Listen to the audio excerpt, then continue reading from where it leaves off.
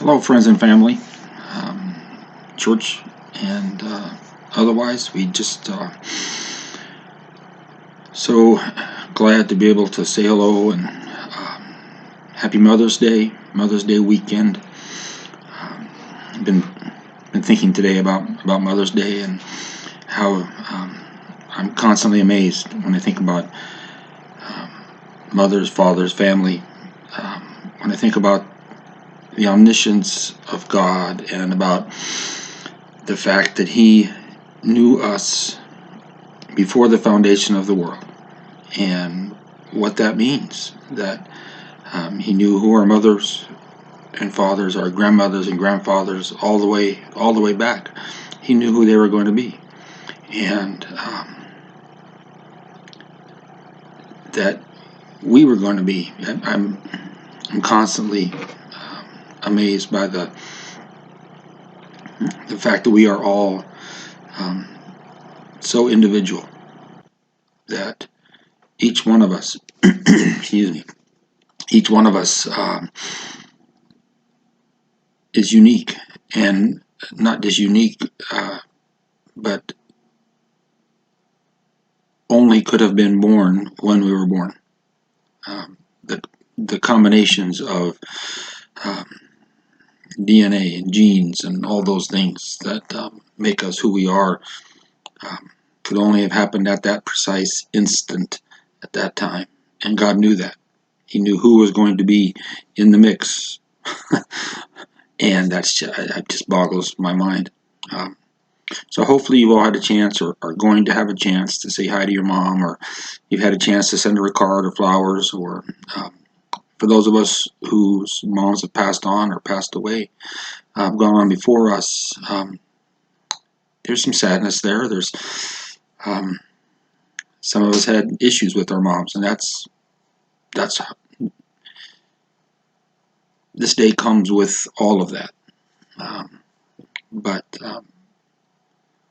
I think about the Christmas story in May. I think about it because in the lineage of Jesus, in Matthew and Luke, where he goes through the lineage, and the Bible mentions specific women, and some people might think, well, why would you put some of these women in? I believe if it was a man-made book, you wouldn't put Rahab the prostitute, Tamar the daughter-in-law who gets pregnant by her father-in-law, Bathsheba, Ruth the Moabitess from outside the Hebrew family. It's interesting to me that God puts all of the stuff in there. And so if we have stuff, just know that God knew that, and God blesses that, because we are who we are, and we could not be except who we are through our family, through our own lineage, with the good and the bad mixed in there, and all the chance meetings and the chance marriages and all those things. It's mind-boggling to me how we all came to be, and yet here we are, right where God wanted us, born for a time such as this. And so now we are in the book of John, the Gospel according to John, in the 12th chapter, the first section, verses 1 through 11. And if you remember the last few weeks, we talk about Jesus, and he has recently raised Lazarus from the dead. And some of the people who saw that believed, who had not believed before. It brought them to belief, and others it did not bring to belief. In fact, they went and told the Pharisees, and the Pharisees plotted. Now they've had a meeting. They've plotted to put Jesus to get to death, and so Jesus left the area, left Bethany, and went about 15-20 miles away to the village of Ephraim, and that's where he's been for a week or two. We don't know exactly how long, but now the time has come. Now the time has come. We are now going to work our way into the last week of Jesus' life. It's going to take several chapters, but we are going to now we are working our way well into the last week of Jesus' life, and so it's this section starts out in verse 1 of chapter 12. This is also this story is also found in Matthew and Mark. Matthew 26 verses 6 to 13 and Mark 14 verses 3 to 9. That's Matthew 26 6 to 13 and Mark 14 3 to 9. The story that's in Luke chapter 7 falls at a different time frame. It falls at the start of his ministry up in Galilee, not in Judea, not in Bethany. And so I believe that is two different stories. But this is the story that is in the Gospel of John, the Gospel of Matthew, and the Gospel of Mark. And it's interesting because we'll talk about some of the things that are in the different observations of this event. Basically, they're the same story, but there's a few. Each one is a little different slant on what was important. But we're going through John, so that'll be the main text. John 12, verses 1 to 11. John writes, Jesus, therefore, 6 days before the Passover, so we know where we are, just before Palm Sunday. Jesus, therefore, 6 days before the Passover, came to Bethany, where Lazarus was, whom Jesus had raised from the dead. Now, if you just read John, you would think they were in the house of Lazarus and Martha and Mary. However, both Matthew and Mark both recount to us that it was that when they were in Bethany at the home of Simon the leper. Obviously, a former leper, no longer a leper, but his name was Simon, which was a very popular name at that time, very common name at that time, and Simon the leper. So he came to Bethany, went to this house for dinner, where Lazarus was, whom Jesus had raised from the dead. So they made him a supper there. And Martha was serving. And again, we talked about when we ever see Martha, she's busy. She's going somewhere, or she's cleaning, she's serving. Her love language is service. And so she's serving, she's busy. Lazarus, it says, but Lazarus was one of those reclining at the table, or just reclining with him. And again, a table in that sense is a low table. They didn't use chairs, they used cushions on the ground, on the floor. And so they reclined, because they're sitting kind of sideways, I guess, and maybe up on one elbow and at the table. So Martha's serving, Lazarus is reclining with him. And although both Matthew and Mark just say a woman, John says it was Mary, the sister of Lazarus. And Mary is always seen, when she came to Jesus after Lazarus died, she knelt before him. When in Luke, when Martha is all distracted with serving, Mary's sitting at the feet of Jesus. And now, so in verse 3 here, Mary, therefore, took a pound, a very costly perfume and ointment of pure nard, or spikenard, and anointed the feet of Jesus, and wiped his feet with her hair. Now, in the other accounts, she started with anointing his head and worked her way down to his feet. But this is a lot of perfume. If it's a pint, or if it's, I don't know, it was in a bottle, a costly alabaster vase or bottle. It's a vial, it says, in the other accounts. And she poured it on his head and then on his feet. And she must have loosened her hair. And Jewish women kept their hair back and covered with a scarf. And so this is pretty unabashed worship. What Mary's doing here is not normal. And I think of how we worship so often. And in many of our churches and in our backgrounds, we were taught this, you've got to be, very prim and proper and careful. And I wonder if we've missed the point. We're worshiping God. David says when he was escorting the ark into the city of Jerusalem, he danced, and he danced apparently in a way that made his wife embarrassed. I'm not sure that maybe Martha and Lazarus might not have been a little embarrassed by their sister here. She anointed his feet and wiped them with her hair. And the house was filled with the fragrance of the perfume. Now, this was not just any perfume. This was very, very expensive perfume. This ointment, in fact, this is one of the kind of spices that was used, ointments that was used in embalming or in preparation for funerals. And it filled the whole house with this fragrance. And then in John it says, but Judas Iscariot, one of his disciples who was intending to betray him, John knows this after the fact now, he's looking back on it. And but Judas the betrayer, says, why was this perfume not sold for 300 denarii?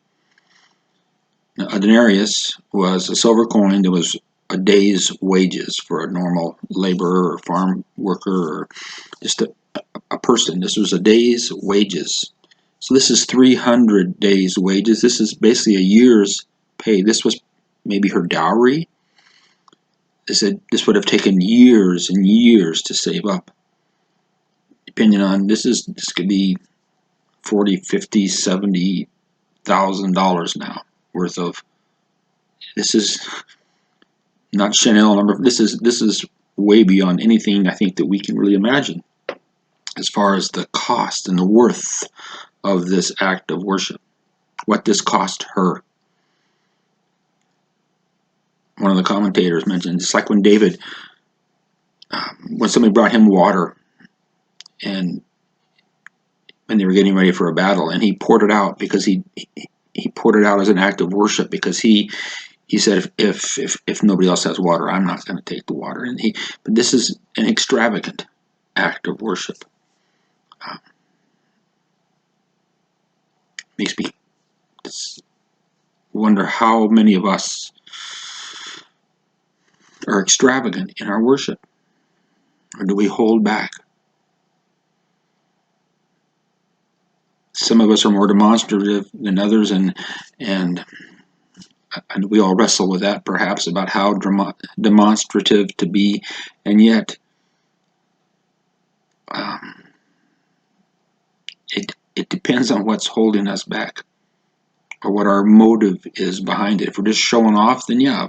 But if we're not being as demonstrative as we would like to be because we're concerned about what other people might think, I believe we need to just worship God. Let Him tell us, let Him show us, let Him prompt us into our worship. But don't be afraid of being extravagant and maybe even a little bit beyond ourselves. But Judas, going back to Judas, why was this perfume not sold for 300 denarii and given to the poor, or to poor people? And John's got a comment, a parenthetical statement about in verse 6, he says, now he said this not because he was concerned about the poor, but because he was a thief. I love the Greek word, is klepto. He was a kleptomaniac. He was a thief. He took the money. He was in charge of the money box. Some of your versions might say bag, but it's a word that means a little case that was either used for mouthpieces for reed instruments, but it was more of a box than a bag, most likely. But he had the money box, and it says, and he used to pilfer or lift away. He would lift it. He would pilfer what was put into the. He was stealing the money that was in their group money box. He was the administrator, the treasurer of the whatever funds they had, and John says he was a thief. He used to take money out of the box or the bag for himself. But Jesus said to her, therefore said to her, let her alone, in order that she may keep it for the day of my burial. Not the perfume itself. She'd already poured out the perfume, but she had done that. She could keep this experience. She could keep this act. It was being accounted to her as an act of preparation for his burial.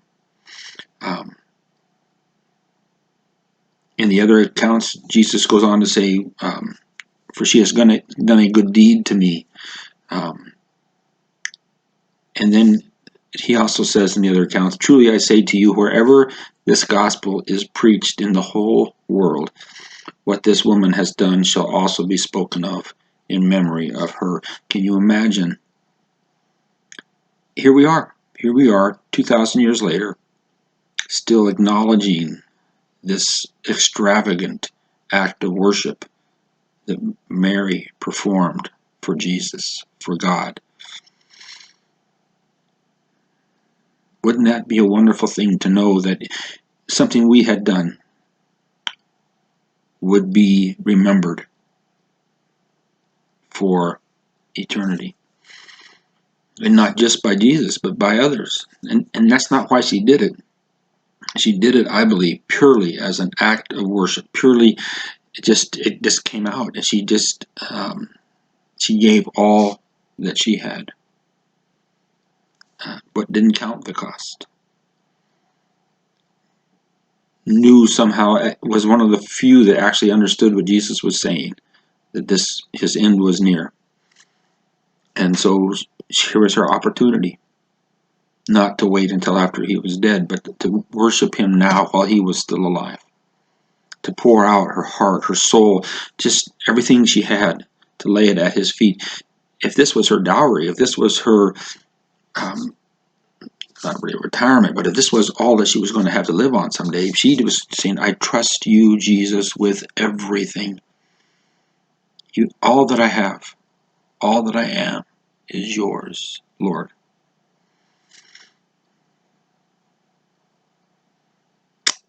But Jesus said, for the poor you always will have with you, but you do not always have me. They still were having a hard time figuring out that they basically had a weak love for Jesus. They didn't understand. But somehow Mary seemed to have understood. And in this moment, she did all that she could to offer her worship, to offer her love, to offer her trust in him. Here's my life savings. I trust that you will take care of me. We don't know after the crucifixion, after Pentecost. Mary's not brought up. Lazarus isn't brought up. The family is not brought up. But it was as if she didn't care what would happen later. She was all in, virtually, actually, all in.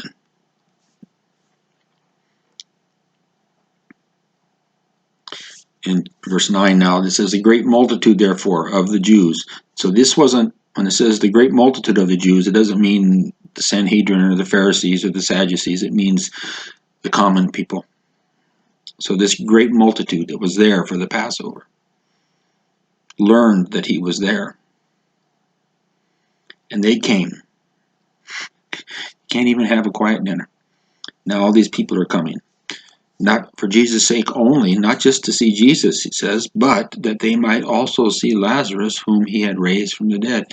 So this raising of Lazarus is still making more and more disciples, more and more believers, converts all the time. But, verse 10, but the chief priests took counsel that they might put Lazarus to death also, because on account of him, many of the Jews were going away from them, from their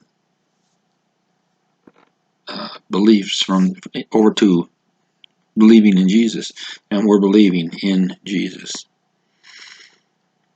People concerned about their numbers, people concerned about their position and their the size of their church or whatever. Are they really thinking about God? Are they thinking about the Lord, or are they thinking about themselves and their numbers, their prestige, their place? But they had already counseled that they were not going to do these things during the Passover, during the feast, because the crowd might go against them. But it's interesting because God is not on their timetable. God is on his own timetable, and he will create, he will instigate, he will make happen what he wants and needs to have happen exactly when it needs to happen. For Jesus to be the sacrifice, for Jesus to be the Passover lamb, it's got to happen during the feast and during the festival.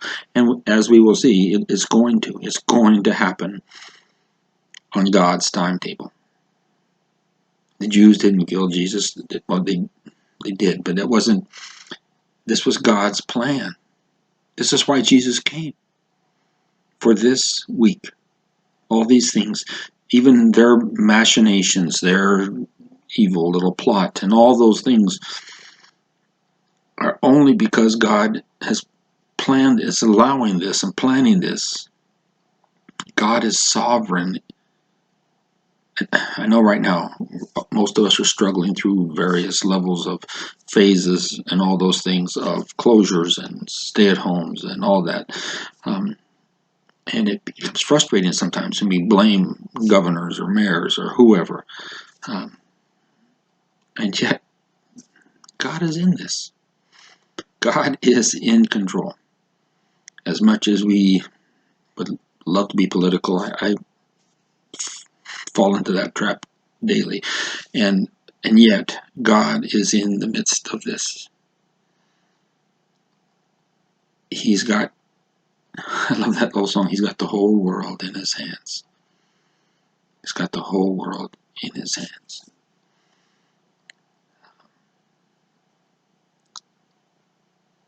So what? All this. What do we do with this? Need to spend some time thinking about our acts of worship. Whether that means study, time in the Word, personal worship, prayer. Whether it means how we're worshiping God with our tithes and offerings, how we're worshiping God with our time. What are we doing for God? I know so many people think, well, you got to do right and be right, and we don't smoke, drink, or chew, or date girls that do, and all those things. But this is what matters right here: pouring out your life, your heart, your soul for Jesus. Mary here, Jesus said she will be an example for eternity. Wherever the gospel is spoken, this story will be heard. This is how you extravagantly worship Jesus. Now, we're not going to have a meal with him where we're going to be able to do this in this life anyway. But what can we do? Jesus said, if you love me, you'll keep my commandments. He said, oh, we got to do right and be right. Well, we have to love God with all our heart, mind, soul, and strength, and love our neighbors as ourselves. Spend some time. Pray, God, help me to know. What can I do to love you with everything I have? What can I do to love my neighbor as myself? What's that mean? It might mean something simple as taking a meal to someone, or saying hello to someone, just being kind to someone. How did Jesus do it? He loved everybody from Mary Magdalene to possessed by demons, and um, living as a prostitute, and all he went and loved on people. He saw their need and he met it. And it's hard right now because we are distancing and all the stuff that we're doing right now. But God makes a way. God will show you a way. Spend some time this week with Jesus. Spend some time asking God, how do I be more like Mary? How can I be an extravagant worshiper? Have a great week. Be blessed. I know there's stuff going on. There's people that have got physical and emotional and stuff with family and stuff with work and all that's going on. Maybe even more so now than most of the time. But do spend some time with God this week. Spend some time in His Word, in prayer, and seeking His will for your life. In Jesus' name, amen.